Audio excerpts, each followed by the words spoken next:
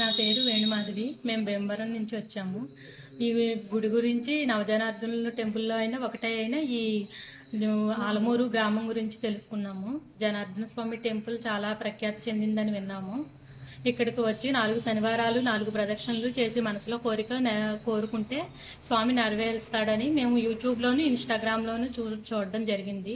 దాని ఆధారంగా వచ్చి ఈరోజు మేము స్వామిని దర్శించుకోవడం జరిగింది. రాయుడు గారు మీడియాలో మేము చూడడం జరిగింది. అది చూసి ఆ గుడి విశిష్టత గురించి తెలుసుకుని మేము ఇక్కడికి రావడం జరిగింది. స్వామివారిని చూసేసరికి చాలా ఆనందంగా అనిపించింది. మనసులో కోరికలు చెప్పుకుంటే ఆహ్లాదంగా అనిపించింది. మాకు ఈ విషయాన్ని తెలియపరిచిన రాయుడు ఛానల్ వారికి చాలా కృతజ్ఞతలు.